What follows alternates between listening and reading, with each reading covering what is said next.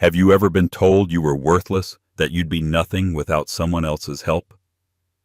Elise Vance heard those words every single day for 5 years. When her husband demanded a divorce, she didn't scream. She didn't fight. She did something that shocked everyone in the courtroom. She handed him the deed to their house, smiled, and walked out with nothing but her purse. Her ex thought he'd won the jackpot. But 48 hours later, a grainy cell phone video went viral, showing Elise boarding a black Sikorsky helicopter belonging to the most elusive billionaire in New York. And what happened next? Well, let's just say, revenge is a dish best served from 3,000 feet in the air. The fluorescent lights of the family courtroom in downtown Seattle hummed with a low, irritating buzz that seemed to burrow straight into Elise Vance's skull. Across the mahogany table sat Mark, her husband of 5 years, soon-to-be ex-husband. He was leaning back in his chair, checking his watch, his face a mask of bored arrogance. Next to him, his attorney, a sharp-featured woman named Linda Thorne, was shuffling papers with aggressive precision. Mr. Vance is requesting full ownership of the property at 42 Willow Creek Lane. Linda stated, her voice devoid of warmth. Given that he made the down payment and has been the primary earner for the last 2 years, we believe this is equitable. The judge, a weary-looking man named Judge Harrow, peered over his spectacles at Elise. Mrs. Vance, your counsel has argued that you paid the mortgage for the first 3 years while Mr. Vance was between opportunities. Do you contest this request? Elise looked at her hands. They were trembling slightly, not from fear, but from a rage so cold it felt like ice in her veins. She looked up at Mark. He wasn't even looking at her. He was scrolling on his phone, probably texting her Jessica, the 22-year-old intern he'd been mentoring for the last 6 months. The same intern who was now living in their guest room because Mark claimed he needed space to work on his startup. Elise's lawyer, a kind but overworked public defender named Mr. Henderson, started to stand up. Your Honor, my client has put over $80,000 into renovations alone. Elise reached out and touched Mr. Henderson's arm. It's okay, Robert. She stood up. The room went quiet. Elise was known for being soft-spoken. Mark had often called her a doormat in front of their friends, laughing it off as a joke. Judge Harrow, Elise said, her voice clear, I don't want to contest it. Mark's head snapped up. Linda Thorne blinked. Excuse me, the judge asked. He can have the house, Elise said. She reached into her bag and pulled out a heavy set of keys. She placed them gently on the table. He can have the furniture. The car. The joint savings account with the $4,000 left in it. I don't want any of it. Mark let out a scoff of disbelief, a grin spreading across his face. Serious. You're just giving up. Elise turned to look him dead in the eye. I'm not giving up, Mark. I'm cashing out. The cost of keeping that house is dealing with you. And frankly, that's too expensive for me. Mrs. Vance, the judge warned, if you agree to this now, you cannot come back later seeking assets. You will be leaving this marriage with essentially 0 assets.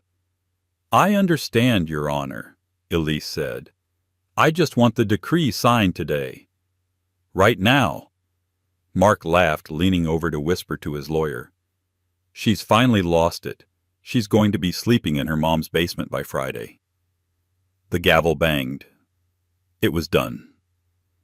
10 minutes later, outside the courthouse, the gray Seattle drizzle began to fall. Mark walked out, twirling the keys to the house on his finger. He stopped when he saw Elise waiting for an Uber. You know, he said, stepping close enough that she could smell his expensive cologne, a gift she had bought him last Christmas. I almost feel bad for you, Elle. Jessica and I are going to redo the kitchen, maybe knock down that wall you like so much. It's going to be a real bachelor pad.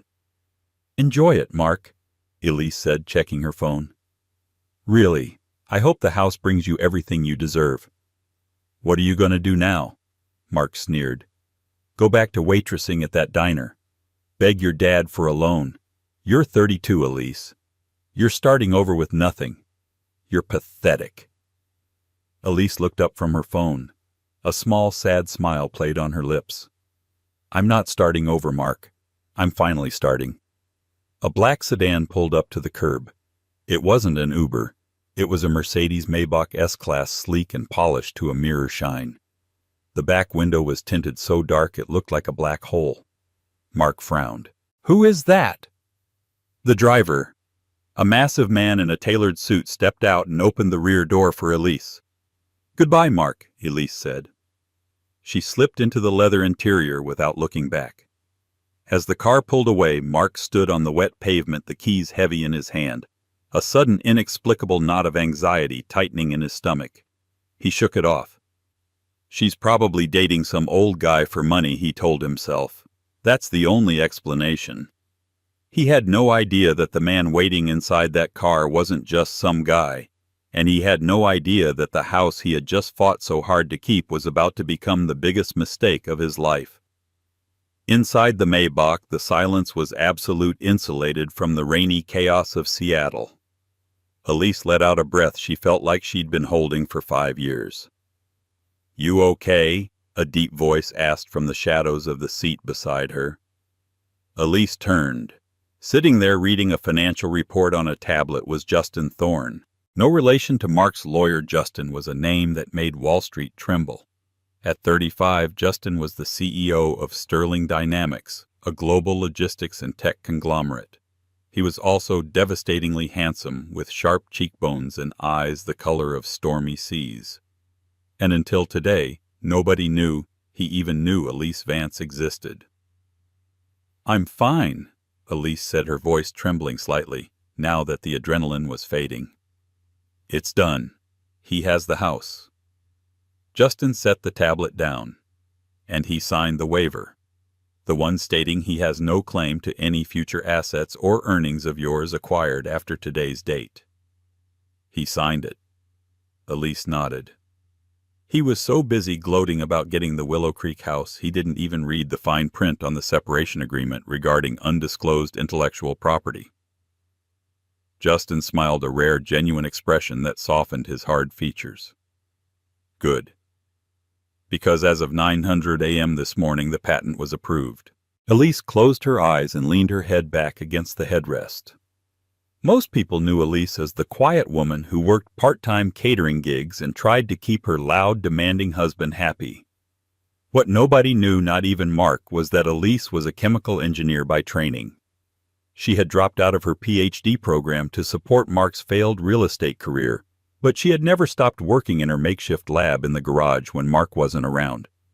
For 3 years, she had been developing a biodegradable, high-tensile synthetic polymer intended to replace single-use plastics in medical shipping. It was a billion-dollar idea. And 6 months ago, she had met Justin Thorne. It had been purely accidental. She was catering a high-end charity gala that Mark had forced her to work at to make connections for him. Mark had gotten drunk and embarrassed himself. Elise had fled to the terrace to cry. Justin had been there hiding from the press. They talked for 3 hours, not about business but about chemistry, sustainability, and the suffocating weight of being undervalued. When Justin found out what she was working on, he didn't try to steal it. He offered to fund the final testing and legal work secretly. "We have a board meeting in New York in 6 hours, Justin said, checking his watch. "The investors want to meet the woman who just made their stock jump 12% in pre-market trading." "I'm wearing a dress from Target." "Justin." Elise laughed nervously. "We have clothes waiting on the plane," he said. "Speaking of which, we're heading to the helipad." The next morning, Mark woke up in the master bedroom of the Willow Creek house. The silence was deafening. Usually Elise was up making coffee, the smell of bacon wafting through the hall. Now the kitchen was cold. He rolled over and checked his phone. He had 45 missed notifications. Must be people congratulating me on the divorce, he thought smugly. He opened Instagram. The first thing he saw was a story from his friend Gary. It was a repost of a video from a gossip site called The Seattle Scoop. The caption read, "Mystery woman boards, Sterling Dynamics chopper is that Justin Thorne's new flame." Mark frowned. He clicked the video. It was shaky footage clearly taken by someone standing near the fence of a private airfield. The wind was whipping around, but the image was clear enough. A black helicopter was spooling up its rotors, slicing the air. A man, unmistakably the billionaire Justin Thorne, was helping a woman up the steps. The woman turned her head for a split second to hold her hair back from the wind. Mark froze. He dropped the phone on his face. He scrambled to pick it up, rewinding the video. He paused it. He zoomed in. The profile, the jawline, even the beige trench coat. "Elise," he whispered. It couldn't be. Elise was broke. Elise was boring. Elise was probably eating instant noodles at her mother's house right now. Why would she be with Justin Thorne? He scrolled to the comments. User 88. Wait, isn't that the lady who used to cater at the country club? Seattle Sleuth. I recognize her. That's Elise Vance. Her husband is that loud real estate guy who tries to sell condos at every party. Crypto King Bro. Justin Thorne is worth like $40 billion. If she's with him, she just leveled up harder than anyone in history. Mark's heart began to hammer against his ribs. He dialed Elise's number. The number you have reached has been changed or disconnected. He dialed again. Same message. He jumped out of bed and ran to the garage. He needed to verify something. He threw open the door to the small workshop area Elise used to keep locked. He had demanded the key yesterday and she had given it to him. He unlocked the door and flipped on the light. The room was empty. The tables where she used to tinker with beakers and weird-smelling glues were gone. The notebooks were gone. The only thing left was a single sticky note on the wall. Mark walked over to it. In Elise's neat cursive it read, "I took out the trash. The rest of the house is yours." A panic, cold and sharp, pierced through his arrogance. He ran back into the house and turned on the TV. He switched to CNBC. The headline on the screen made his knees buckle. Breaking news, Sterling Dynamics announces revolutionary partnership with new biotech firm Vance Innovations. On the screen, standing at a podium in New York City, looking radiant in a tailored navy suit that probably cost more than Mark's car, was Elise. Beside her stood Justin Thorne, looking at her not with lust, but with immense respect. Our new polymer, Elise was saying into the microphone, her voice steady and commanding, will reduce medical waste by 40% globally. I'm proud to announce that the initial valuation of Vance Innovations stands at $50 million. Mark stared at the TV. $50 million. And because he had signed that waiver yesterday, because he had been so desperate to keep this suburban house with its leaky roof and outdated plumbing, he wasn't entitled to a single cent. Suddenly the doorbell rang. Mark stumbled to the door, dazed. He opened it. Standing there was a man in a blue jumpsuit holding a clipboard. Behind him was a large truck. "Mark Vance," the man asked. "Yeah, I'm here from the bank. We're doing an appraisal." "Appraisal for what?" "For the foreclosure," the man said, looking at his clipboard. "Foreclosure? What are you talking about?" "I own this house." "Elise paid the mortgage." "Well, sir," the man said, "according to our records, there's a second lien on the house that was taken out 3 months ago. A business loan, under the name Mark Vance Real Estate Ventures." Mark went pale. He remembered. He had forged Elise's signature on a risky loan to fund a surefire investment in crypto mining that had crashed and burned. He hadn't told her. He thought he could fix it before she noticed. "The loan is in default, sir," the man said. "Since Mrs. Vance's name was removed from the deed yesterday, per the court order, you filed the bank as calling in the full debt from the sole owner. You." Mark leaned against the doorframe as the world spun. He had fought for the house. He had cheated for the house. He had thrown away a $50 million wife for the house. And now he was going to lose the house. But the drama was just beginning. Because while Mark was hitting rock bottom, Elise was flying high, but turbulence was coming. Justin Thorne had enemies, and by stepping into his world, Elise had just painted a target on her back. Mark Vance was sitting in a dark, sticky booth at a dive bar called the Rusty Anchor, nursing a cheap whiskey. It had been 3 days since the bank noticed the default. 3 days since he realized he was about to lose the house he'd destroyed his marriage for. But Mark wasn't the type to accept defeat. He was the type to flip the board game when he was losing.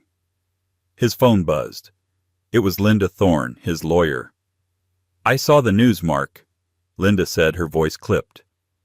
"You didn't tell me about the second lien on the house. Or the forgery. I can't represent you in the foreclosure. It's a conflict of interest." "I don't care about the house anymore, Linda," Mark hissed, gripping the phone. "Did you see the valuation of her company, $50 million?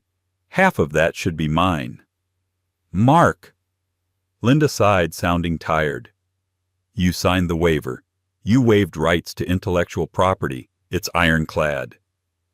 "She made it in my garage," Mark shouted, causing a few patrons to turn their heads. "She used my electricity while I was paying the bills that makes it marital property. She defrauded me by hiding the asset value." "Proving she hid it is difficult. She can argue she didn't know the value until Justin Thorne stepped in," Linda countered. "Then I'll destroy her," Mark said, his voice dropping to a sinister whisper. "If I can't have the money, nobody will buy her product. I know things about her, Linda. I know she takes anxiety medication. I know she dropped out of grad school. I can paint a picture." Linda was silent for a moment. She was a shark, and sharks smell blood. "I'm not a defamation lawyer, Mark, but I know a guy. His name is Barry Gretsch. He specializes in public perception management. If you want to go to war, call him." Mark hung up and dialed the number Linda texted him. 24 hours later, the narrative began to shift. It started on a popular men's rights podcast called The Alpha State, hosted by a controversial shock jock named Jax Miller. Mark appeared as a guest. He didn't look like the defeated man from the courthouse. He looked polished, sad, and manipulated. "I supported her for years," Mark told the host, looking earnestly into the camera. "She was depressed. She couldn't hold down a job. I encouraged her to tinker in the garage to boost her self-esteem. I even funded the raw materials. That formula. We brainstormed it over dinner. It was our dream. And then the moment the prototype worked, she jumped into a billionaire's bed and stole our future." The host nodded sympathetically. "So you're saying Justin Thorne stole your wife and your intellectual property?" "I'm saying the timing is suspicious," Mark said darkly. "She meets a billionaire, and 2 days later she divorces me and takes the tech. You do the math." The clip went viral. By the next morning, #JustIHiredJustice for Mark was trending on Twitter. The internet, fickle and cruel, turned on Elise. In the gleaming high-rise headquarters of Sterling Dynamics in Manhattan, Elise Vance stared at her tablet. Her inbox was flooded with hate mail. People calling her a gold digger, a thief, a cheater. "He's lying," Elise whispered, tears stinging her eyes. "He didn't even know what a polymer was. He called my lab the science oven." Justin Thorne stood by the window looking out over the city. He wasn't looking at the tweets. He was looking at the stock ticker. Sterling Dynamics was down 4% since the podcast aired. "It doesn't matter if it's a lie, Elise," Justin said, turning to her. His face was grim. "It matters that the investors are getting nervous. We have a contract with Med Global to supply 10 million units of your packaging next month. If they think the patent is tied up in a legal battle, they'll pull out." "So what do we do?" Elise stood up, wiping her eyes. The sadness was gone, replaced by the same steel she'd shown in the courtroom. "Do I issue a statement?" "No," Justin said. "You don't get down in the mud with a pig. You'll just get dirty, and the pig likes it." He pressed a button on his intercom. "Send in Mr. Graves." The doors opened, and a man walked in who looked less like a lawyer and more like a retired CIA operative. He had gray hair, a scar running through his left eyebrow, and he carried no briefcase. "Elise," Justin said. "This is Lucas Graves. He's my fixer. Mark wants a war. We're going to give him one, but we aren't going to fight him on a podcast. We're going to find out who is funding him." Lucas Graves nodded at Elise. "Mark Vance is broke, Mrs. Vance. He's facing foreclosure. Yet he's staying at the Four Seasons in downtown Seattle and hired Barry Gretsch, whose retainer is $50,000. Someone is bankrolling your ex-husband. And I'm going to find out who. The person bankrolling Mark Vance was not who anyone expected. It wasn't a rival corporation. It wasn't a mysterious benefactor. It was Jessica. Or rather, it was Jessica's father. Jessica, the 22-year-old intern Mark had left Elise for, was not just a pretty face. She was Jessica Kerrigan. Her father was Bill Kerrigan, the CEO of Ether Corp., Justin Thorne's biggest competitor in the logistics industry. Mark, in his infinite self-absorption, had never asked Jessica about her family. He just assumed she was a broke student impressed by his leased BMW. He didn't know she was slumming it in an internship to annoy her controlling father. But when Mark came home crying about the foreclosure, Jessica saw an opportunity. She didn't love Mark. She thought he was pathetic. But she hated Justin Thorne. Justin had acquired her father's subsidiary 3 years ago in a hostile takeover that had humiliated her family. Jessica was currently sitting in the suite at the Four Seasons watching Mark pace back and forth. "The interview was great, baby," Jessica cooed, checking her nails. "You really look like the victim." "I just want what's mine," Mark muttered. "But Barry Gretsch is expensive. Are you sure your inheritance can cover the legal bills?" "Don't worry about the money, Marky," Jessica smiled. "Daddy sends me a healthy allowance." She stood up and walked to the bathroom, locking the door. She pulled out a burner phone. She dialed a number. "It's working," Jessica said. "Mark is distracting them with the PR nightmare. Thorne is focused on damage control. He's got his security team looking into Mark's finances." "Good," a raspy voice on the other end said. It was her father, Bill Kerrigan. "While Thorne is looking at the left hand, the right hand strikes. Did you get the access codes?" "Mark had Elise's old laptop in the garage," Jessica said. "She wiped it, but she's sentimental. She used the same password for her cloud backup as she did for their Netflix account. Vance Victory 2018. And I'm in," Jessica said, a cruel smirk playing on her lips. "I have the blueprints for the manufacturing machines, not just the formula, the machinery design. We can build the factory in Mexico and have the product on the market at half the price before she even cuts the ribbon on her New York plant." "Excellent," Kerrigan said. "Keep Mark angry. Keep him loud. We need 2 more weeks." Jessica flushed the toilet for cover and walked back out. Mark was looking at a photo of Elise on his phone, his expression a mix of hatred and regret. "You miss her?" Jessica asked, her voice sharp. "No," Mark lied. I can't believe she played me like this." "She didn't play you, Mark. She used you. And now we're going to burn her kingdom down." A week later, Elise was at the newly acquired factory in upstate New York. It was a massive facility retrofitted with gleaming chrome tanks and miles of conveyor belts. This was where Vance Innovations would change the world. She was wearing a hard hat and a white lab coat, reviewing the pressure gauges on the main reactor. "Pressure is holding steady at 400 psi, the foreman said. Elise frowned. She tapped the gauge. "It shouldn't be 400. The optimal synthesis happens at 350. Who adjusted the intake valves?" "The system is automated, ma'am," the foreman said. "It runs off the central server." Suddenly a siren began to wail. A red light strobed against the metal walls. "Warning. Temperature critical. Reactor 3. "Shut it down!" Elise screamed. "Emergency vent!" "I can't!" the foreman yelled, hammering on the control panel. "We're locked out. The system isn't responding." Elise looked at the massive steel tank in the center of the room. It was vibrating. A low hum was building into a deafening roar. If that tank ruptured, the chemical reaction would release a cloud of toxic gas that would cover a 3-mile radius. "Get everyone out," Elise ordered. "Evacuate the building now." Workers began to scramble toward the exits. Elise stayed behind, running toward the manual override wheel located at the base of the tank. It was an old-school failsafe she had insisted on installing despite the engineers calling it redundant. "Elise, go!" Justin's voice crackled over her walkie-talkie. He was in the control room overlooking the floor. "I can stop it," she yelled back. She grabbed the iron wheel. It was hot to the touch. She gritted her teeth and pulled. It wouldn't budge. The pressure inside was jamming the valve. She could hear the metal of the tank groaning. Bolts were popping off, shooting across the room like bullets. "Elise!" Justin was running down the stairs now, ignoring his own safety protocols. "It's stuck!"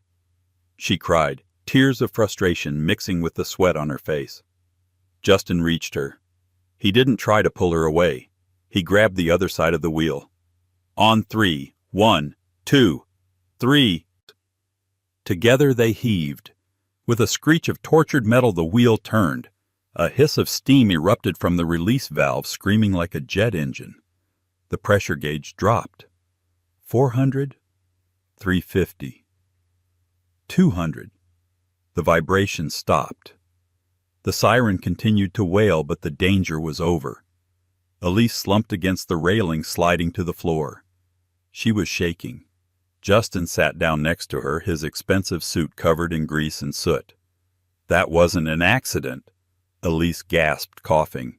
"The parameters were changed. Someone hacked the system." Justin's face was terrifyingly calm. "I know. Lucas Graves just traced the IP address." "Who?" "It bounced through a few servers in Russia, but the origin point wasn't a hacker collective," Justin said.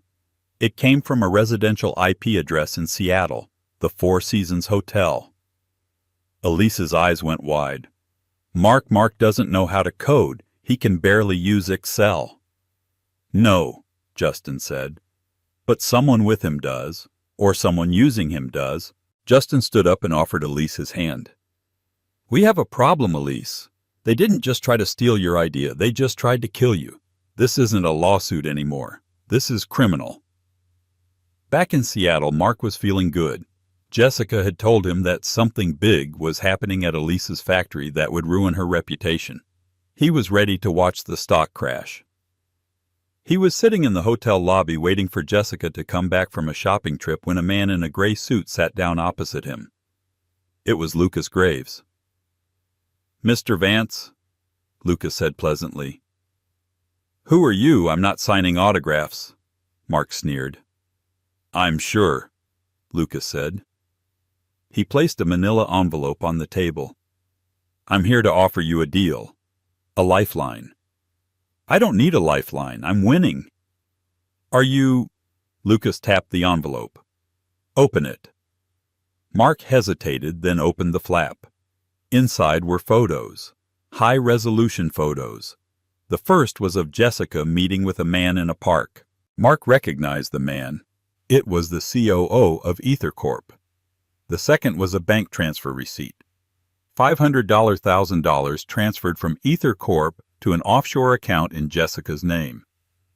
The third was a transcript of a text message conversation. "Jessica, he's such an idiot. He thinks he's fighting for his rights. I'm just using him to keep them busy while I strip the data." Unknown. "Good girl. Once we have the blueprints, cut him loose. Let him take the fall for the sabotage." Mark stared at the photos. His hands began to shake. This is fake." "Is it?" Lucas asked. "Jessica isn't a poor intern, Mark. She's Bill Kerrigan's daughter. You're a pawn. A patsy. Today someone hacked the safety protocols at Elise's factory. Attempted manslaughter. The FBI is already involved. And guess whose laptop the hack was initiated from?" Mark felt like he was going to vomit. "My laptop. She asked to use it to watch movies." "Exactly," Lucas said. "When the feds kick down your door in about an hour, they're going to find the code on your machine. You're going to prison for 20 years, Mark. Unless—" "Unless what?" Mark whispered. He was sweating profusely. "Unless you help us," Lucas said. "We don't want you. You're insignificant. We want Kerrigan." "What do I have to do?" Lucas leaned in. You have a scheduled live stream tonight with that podcast host, right, to give an update on the legal battle? Yes. You're going to go on that stream, Lucas said, and you're going to tell the truth. All of it. Live. Mark swallowed hard. He looked at the elevator where Jessica was just stepping out carrying bags of designer clothes. She spotted him and waved that dazzling fake smile plastered on her face. He looked back at the photos. The realization hit him like a physical blow. She had never loved him. Elise had loved him. Elise had supported him. Elise had given him the house even when he didn't deserve it, and he had tried to destroy her. "I'll do it," Mark said. The studio of the Alpha State podcast was dark lit only by neon signs and the glow of computer monitors. Jax Miller, the host, adjusted his headphones and gave Mark a thumbs up. "And we are live in 3, 2, 1. Jax leaned into the microphone. "We're back with Mark Vance, the man who was stripped of his dignity, his assets, and his intellectual property by a corrupt system and a cheating wife. Mark, the floor is yours. Tell the world what Elise did." Mark sat there. He looked tired. He looked older than his 33 years. He glanced at his phone. A text from Jessica read, "Stick to the script. Mention she stole the formula from your notes. I love you." Mark looked into the camera lens. He imagined Jessica watching from the hotel suite, smug and secure. He imagined Bill Kerrigan listening from his boardroom. "I want to tell you about the house." Mark began, his voice raspy. "The house she took," Jax prompted. "No," Mark said. "The house she gave me. 42 Willow Creek Lane. I fought so hard for that house. I lied for it. I bullied her for it. I thought that house was a symbol of my success." Jax looked confused. "Mark, stick to the point. The theft." "I am sticking to the point," Mark said, his voice gaining strength. "That house wasn't a trophy. It was a coffin.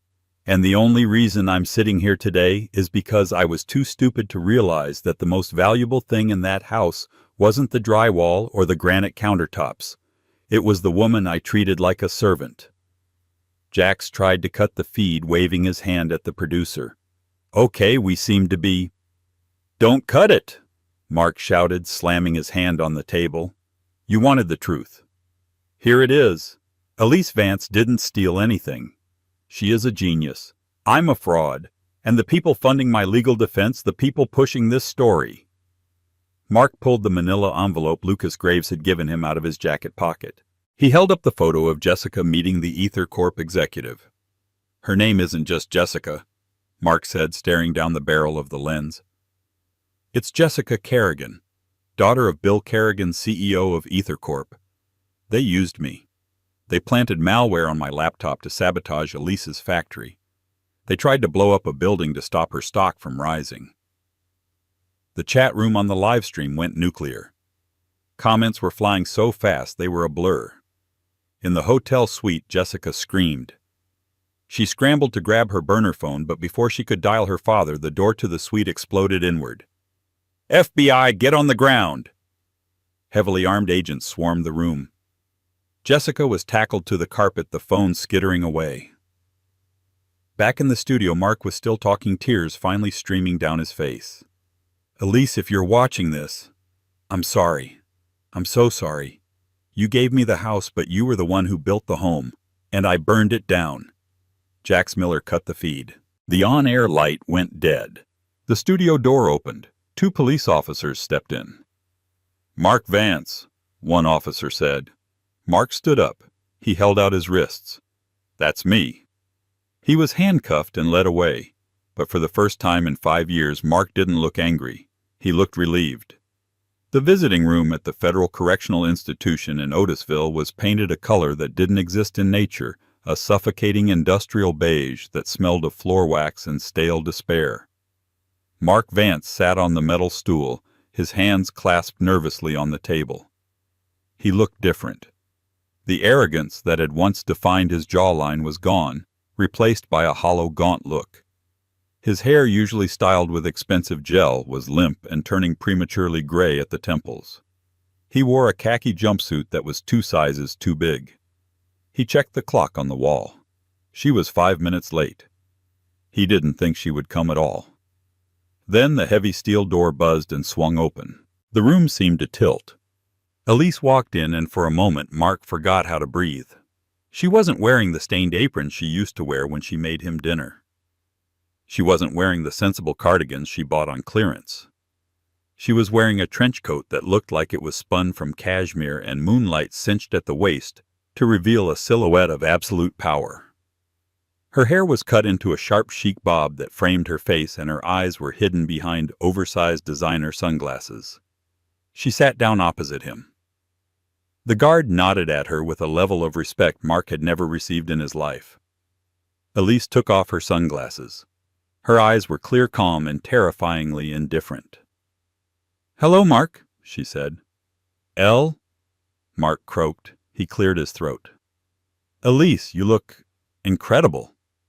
"I have 10 minutes, she said, checking a watch that cost more than the house they had fought over. "The helicopter is waiting on the tarmac." "Right. The helicopter." Mark let out a bitter, jagged laugh. "I saw the news in the rec room. You're buying Ether Corp. You're buying his company, Kerrigan's company." "We're acquiring their assets," Elise corrected him gently. "The brand was toxic. We're dissolving the name. Ether Corp won't exist by Monday morning." Mark looked down at his hands. "I'm sorry, Elle. I know I said it on the stream, but I need you to know. I'm sorry about the house. I'm sorry about Jessica. I was weak." Elise looked at him, studying him like a specimen under a microscope. "You weren't weak, Mark. You were greedy. There's a difference." She reached into her Hermes bag. Mark flinched as if expecting a weapon. Instead, she pulled out a thick folded document and slid it across the metal table. Mark frowned. He picked it up. It was a property deed. "What is this?" "It's the deed to 42 Willow Creek Lane," Elise said. Mark's eyes widened. Hope, sudden and desperate, flared in his chest. You bought it back." "For me, Elise, you didn't have to read the addendum on page 4, Mark." Mark flipped the pages with trembling fingers. He scanned the legal jargon until his eyes landed on the stamp at the bottom. "Foreclosed. Auction pending. Salvage value only." "I didn't buy it back," Elise said, her voice devoid of malice. "The bank sent this to me by mistake because my name was still on an old insurance file. I'm giving it to you because it belongs to you. It's exactly what you fought for. It's a piece of paper that says you own a pile of debt and a structure that has been stripped of its copper wiring by squatters." Mark stared at the paper. The house, the symbol of his status. It was worthless. "Why are you here, Elise?" Mark whispered, tears pricking his eyes. "If you hate me, why come?" Elise stood up. She buttoned her coat. "I don't hate you, Mark. I don't feel anything for you. I came here because I wanted to make sure that the version of me that lived in that house, the version of me that believed she was worthless, stayed here with you." She turned toward the door. "Elise," Mark called out, his voice cracking. Do you love him, Thorne?" Elise stopped. She didn't look back. "He listens to me when I speak about chemistry, Mark. He doesn't ask me to make him a sandwich while I'm building an empire. That's enough for me." The buzzer sounded. Elise walked out into the bright, blinding sunlight of the free world, leaving Mark Vance alone in the beige room with the deed to a ruin. 3 hours later, Elise was walking through the glass atrium of the Ether Corp headquarters in Chicago. This was the Lion's Den. For 20 years, this building had been the fortress of Bill Kerrigan, a monument to corporate aggression and bullying. Today, the employees stood in silent rows as she passed. They whispered behind their hands. They knew who she was. She was the woman who had survived their former CEO's assassination attempt. She was the woman who had invented the polymer that made their entire product line obsolete. Justin Thorne walked beside her, but he hung back a half step. This was deliberate. He was letting the world see that she was the lead. They entered the boardroom on the top floor. The panoramic view of Lake Michigan was breathtaking, but the atmosphere inside was suffocating. Sitting around the massive oval table were the remnants of the ether board, 6 older men in expensive suits who looked like they had just swallowed lemons. At the head of the table sat the interim CEO, a man named Marcus Sterling, no relation to Justin, who was known for being a ruthless negotiator. "Mrs. Vance," Marcus said, not standing up. "Mr. Thorne, we were expecting you earlier." "I had to make a stop," Elise said breezily. She didn't take the seat offered to her at the side. She walked to the head of the table. Marcus blinked. "Excuse me, Mrs. Vance, I believe I'm chairing this meeting." "Not anymore," Elise said. She placed a tablet on the table and projected a hologram into the center of the room. It was a 3D rendering of a molecular structure. "This," Elise said, pointing to the hologram, "is the chemical bond of your current shipping plastic. It degrades in 400 years. It releases toxins when heated. It is expensive, inefficient, and frankly embarrassing." She swiped the air, and the image changed. "This is Vance Polymer 6. It degrades in 6 weeks. It is stronger than steel mesh. And as of this morning, Vance Innovations has secured exclusive contracts with Amazon FedEx and the United States military." The room went deadly silent. "Your stock is trading at $4 a share," Elise continued, her voice hard as diamond. "You are bleeding cash. You have lawsuits pending in 3 countries due to Kerrigan's actions. You don't have a company, gentlemen. You have a sinking ship." Marcus Sterling straightened his tie. "We still have infrastructure, factories, a fleet of trucks. We aren't going to sell for the lowball offer you sent over." "It wasn't a lowball offer." Justin spoke up for the first time, leaning against the wall, looking bored. "It was a mercy killing." Elise leaned over the table, placing her hands flat on the polished wood. She looked Marcus dead in the eye. "Here is the new deal," Elise said. "I am cutting the offer by 10%. "What?" Marcus sputtered. "You can't." "I can," Elise said. "And if you don't sign it in the next 5 minutes, I will walk out of here. I will build my own factories. It will take me 6 months longer, but in 1 year Ether Corp will be bankrupt and your shares will be worth less than the paper they are printed on. You will be remembered as the board that let the company die because of ego." She checked her watch again. 4 minutes 30 seconds. The board members exchanged panicked glances. They looked at the hologram of the superior product. They looked at the falling stock ticker on the wall screen. One of the board members, a man with white hair, sighed and uncapped his pen. "Give me the papers." Marcus stared at him. "Johnson, you can't be serious." "She's right, Marcus," Johnson muttered. "It's over. Kerrigan killed us. She's the only way out." One by one they signed. When the final signature was inked, Marcus Sterling glared at Elise. "You're a cold woman, Mrs. Vance." Elise picked up the documents. She smiled, and it was the sharpest, most dangerous thing in the room. "I'm a businesswoman, Mr. Sterling. The woman you're thinking of, the nice one. She was fired for incompetence 5 years ago." She turned and walked out, the click of her heels sounding like gunshots in the silent room. The Sikorsky S-76 helicopter banked sharply, leaving the smog of the city behind as it headed toward the private airfield where the Gulfstream was waiting to take them to Monaco. Once they were at cruising altitude, the tension that had held Elise's spine straight finally snapped. She let out a long exhale and slumped back into the leather seat. Justin was there instantly. He didn't say a word. He just opened a bottle of sparkling water and handed it to her. "We did it," Elise whispered, looking at the bubbles in the glass. "It's actually done." "You did it," Justin corrected.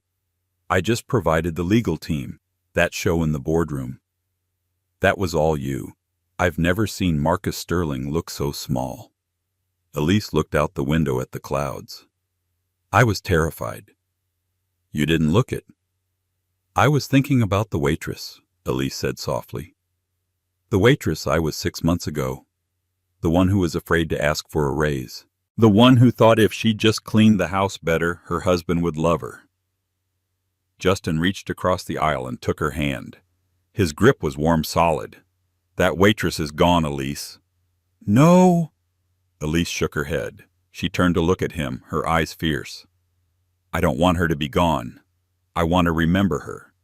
Because she's the one who stayed up until 300 a.m. mixing chemicals in a garage. She's the one who kept going when everyone told her she was stupid. I owe her everything."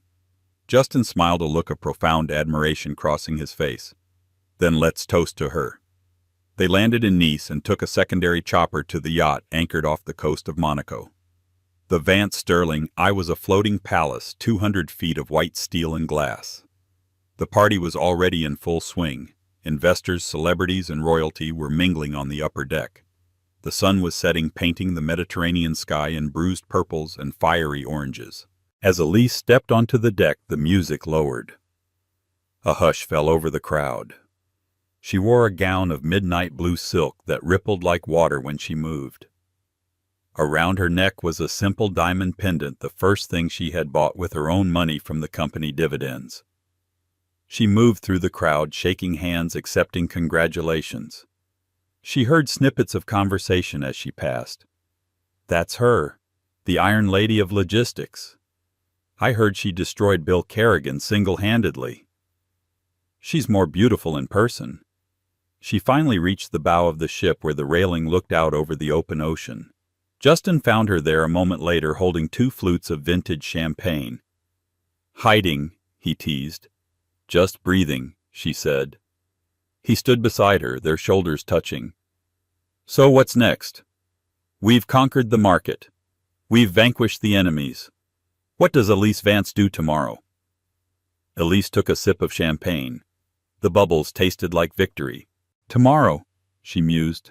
"Tomorrow I start working on the water purification project. The polymer was just the beginning, Justin. I have ideas for desalination filters that could change agriculture in drought zones." Justin laughed, shaking his head in disbelief. "Of course you do. Most people would buy an island and retire." "I'm not most people," Elise said. She turned to face him. The sun was dipping below the horizon, casting a golden glow on his face. "And neither are you. You risked your company for me." "Why?" Justin's expression turned serious. The playful billionaire facade dropped. "Because I saw someone who was burning with potential, and the world was trying to smother her," he said quietly. "And because I knew that if I helped you fly, you'd take me somewhere I couldn't go alone." He reached into his pocket. For a second, Elise thought he might pull out a ring. Her heart hammered. But he pulled out a small velvet box. Inside wasn't a diamond engagement ring. It was a lapel pin. It was made of platinum, shaped like a simple chemical beaker. "I had the jeweler make this," Justin said. "It's not a proposal. Not yet. I know you have a company to run, but it's a promise. A partnership pin. Equal stakes. Equal power. Forever." Elise took the pin. Her fingers brushed his. It was better than a ring. A ring was a request. This was a recognition. "Partners," she whispered. She pinned it to his tuxedo lapel. "But I'm the majority shareholder." "Obviously," Justin grinned. Suddenly a flash of light erupted from the water. A boat filled with paparazzi had maneuvered close to the yacht. "Ms. Vance, Mr. Thorne over here. Give us a smile." Justin moved to block them, his protective instinct flaring. "I'll have security move them." "No," Elise said. She stepped forward out of Justin's shadow. She walked to the railing. The wind caught her hair. She didn't shrink. She didn't hide. She looked directly into the lenses of the cameras. She raised her glass high. "Let them take the picture," she said, her voice carrying over the water. "Let Mark see it in his cell. Let Jessica see it in her empty apartment. Let the whole world see it." "See what?" Justin asked, stepping up beside her. Elise smiled, and it was a smile that could launch 1,000 fleets. "See what happens when you underestimate the woman who holds the keys." The camera shutters clicked furiously, a storm of flashes capturing the moment. Elise Vance, the woman who gave away a house to find a kingdom, stood against the backdrop of the infinite sea, finally completely free. And that, my friends, is why you never underestimate someone who is willing to walk away with nothing. Mark Vance fought for a pile of bricks and lost his freedom. Elise Vance gave up the bricks and built an empire. It brings up a crazy question. If you were in Elise's shoes, would you have forgiven Mark after his confession or let him rot? I want to see your answers in the comments below. Let's get a debate going. If you enjoyed this story of revenge, justice, and billionaire romance, please smash that like button. It really helps the channel grow. And don't forget to subscribe and hit the bell icon so you never miss the next crazy true story. Thanks for watching, and I'll see you in the next video.